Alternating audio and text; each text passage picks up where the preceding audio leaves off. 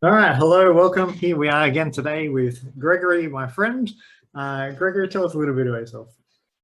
Oh man. I'm a Latin teacher at a high school in Burlington, Massachusetts, which is in the northeast of the United States. This is my 10th year there. It was sort of a second career. It wasn't the original plan, but what I ended up doing. Um, and I do mostly, uh, you know, CI-based teaching. Um, with a little dash of traditional stuff, just so that if I do send if I do send them off to college, I don't want them to be like, like I've never heard of this stuff. So yeah, that's me. That's what I do. And so you do Greek with me. What was your previous Greek experience? Well, not good. um, yeah, I mean, I got into classics late. I went to Boston University, and I knew I was into history. I took a class in medieval history because that was like the thing I was most interested in. And then from there was like, oh, I should learn who these Romans are. And then was totally told, right? Yeah, because These Romans. in my high school education, I got like almost nothing, right? Of Yeah. really almost nothing pre 1500 basically. So it's like, oh, this is exciting. Like I really like learning new stories. Like I never heard of these people. What are they doing? Anyway, so I went to a meeting with the Roman history professor, and he was like, well, you gotta take Latin. And I was like, oh, okay. So I like started taking Latin at 8 in the morning, and it was okay. Like I did okay the first semester. In some ways, actually, I kind of liked, that was like manageable. It's like, okay, I must memorize these words. I must memorize these endings or whatever to get through the first 2 semesters. But then from there, I decided I want to be a classics major. And so I was like, oh, okay, well, you got to do Greek. So I actually, over the summer, did a summer class with this independent tutor. He was an ex-monk. And he actually did do some spoken stuff with me. So when I came in then the following fall, I jumped into the third semester Greek class, which was like Plato. And uh, it was interesting because there were things that I could actually like sort of read better. Yeah. I didn't know any like, or I knew very little in terms of the grammar stuff. And then very quickly I got like outpaced, because I was trying to rush through Latin and trying to rush through Greek. And the further we got into the weeds of grammar stuff, the more I felt like I don't know what's going on. So I did. I mean, I ended up doing at least 4 semesters, maybe 5 semesters of like, traditional Greek while I was at BU.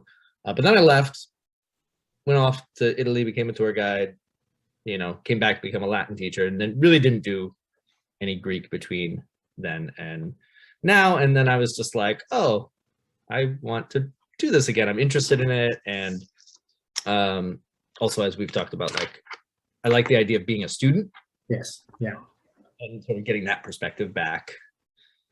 Yes. You and I have talked about it a few times. It is, as a teacher, it's very easy to lose your sense of what it's like to be the student. And what is hard, what is easy, like, clearly there's a thing called the dative, like, why don't you get this? It's like, oh yeah, like, it's not obvious to everyone. So what was the tipping point that made you go, Seamus, I will go and study with Seamus?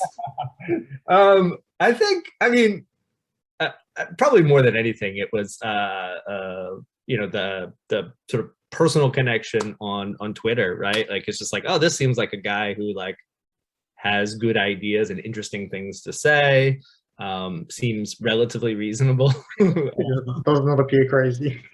Right, exactly. And I was like, oh, this seems like someone I could learn stuff from,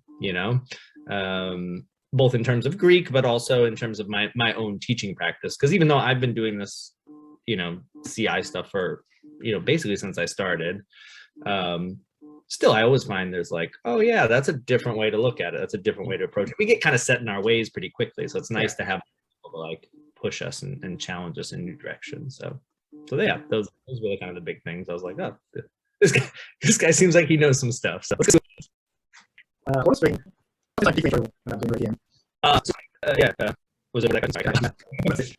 You know, one thing that's been particularly enjoyable is, well, I'll say two things. It's earlier point about being a student again, because it's made me realize and remember like how hard it is to go from input to output. Right? Because like a lot of times, you know, exactly what you're asking, exactly what you're saying. I'm like, my students do the same thing. And then as the teacher who's like, well, I was like, sometimes it's hard to not be like, come on, buddy, I know you know this, right? And to A, a lot of wait time, and then B, like understand when they're just like, I can't do this. But that has been not exactly enjoyable in that sense, but enjoyable in that you know it's added value to my life and teaching and so on. But then I guess related to that, the most enjoyable thing is just sitting there and listening and being like, oh, I know what he's saying. Like I'm making the connection between the words on the page and the words he's saying. So like that you know, it's just enjoyable, because then I find that things, you know, they stick better. And at some point I am, again, mostly just passive recognition. Now, like I see other people's Greek tweets online. I'm like, ha, hey, I'm in on the joke, you know? I would say 70% of Greek tweets online at the moment are just Dick Coppolas jokes. Right. Nazi jokes. Yeah, but even apart from those, like even so, you know, when NTI Antiqua like will put out, you know, a lot of times I can, you know, I can figure them out now without having to jump to the English or whatever, etc. So that's been enjoyable. Yeah, for me, that's one of the joys of teaching for communication is not so much that people can speak, but it's always really pleasing to see people come along in speaking and being able to express themselves. But there's this joy of reading and understanding and saying, yes. Oh, I get this. Right. Or yeah, you know, JSB, right? In one of like his early, it's like the idea of getting the joke in the moment, right? And you know, it happened the other day with my students, and you know, as often happens, like I just say ridiculous things and hope they catch on to what I'm saying. And you know, I don't remember exactly what, but you know, I said something like extremely ridiculous, but they all started laughing, and I was like, okay, they all got exactly what I was saying. And yeah, it's powerful, it's encouraging, and like it's a powerful motivator. And I mean, I hate being I don't mind being the grammar translation basher sometimes, but there is something perverse about, you know, painstakingly translating a joke and going, finally I've translated the joke. Ha ha ha. It was so funny here, wasn't he? See what it is? Yeah, no, totally. Well, and you know, this is like another, you know, obviously there's always Twitter. I mean, I'm doing my best to stay out of it recently because I'm just like, I can't. It's not good for my health. But you know, there was something today. We're talking about like, well, why do you really even need to know how to read fluently? Like, it's not going to make me a better historian or whatever. And I disagree. Like, I do agree that, well, A, they need to change the way that they're teaching. Right. We definitely. B, that yes, maybe someone who's majoring in archaeology doesn't need the same training as someone who's, you know, majoring in traditional classical philology. Agree. However, right, I do think people in those fields too, what they do need to be able to do is they need to be able to read, to actually like read, pick up something and read. Yeah. Not that they can't have their dictionary with them, certainly can have their dictionary with them if they need it, whatever. But the faster you can read, the more you can read. And like, yeah. You can read, the larger knowledge base you have, and that does make you a better historian. Because the other side of that too is, you know, for myself, for example, you know, most of my foundational knowledge was gained through like Penguin Classics translation, which I mean, most of those were written 50, 100 years ago by, you know, wealthy men, right? Like, and so that's a very, their translation choices often are reflected in, you know, where they came from, not because they were bad people or anything like that, but it's just, you know, they reflect their universe.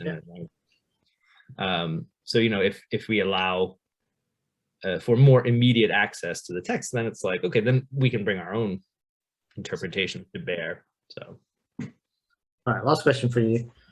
Someone's thinking of coming to Seamus U. They're not sure what to expect. They say, what are they in for? What are they in for? Well, they're in for some you know, bad jokes, definitely. You know, they're in for, if they've never done any sort of listening or speaking, they are in for that like shock or that fear of like, oh my God, I know nothing. I've wasted years of my life and now I'm, a know nothing, etc. Which is terrifying, right? It's terrifying. Totally get that. However, right, if they can sort of keep that in check long enough to get through a couple of classes, when that starts turning around, it's like, oh wow, and you do start to be able to use that passive knowledge in an active sense or whatever, it does start bubbling to the surface. Then that's where the fun starts. That's what, where it gets really exciting. So they can expect a teacher who's like eminently patient, as you are, who is seemingly always jovial and so on, etc. Who's well prepared, invested in the teaching and the learning. So those are good things to look forward to, expect, and to get in return.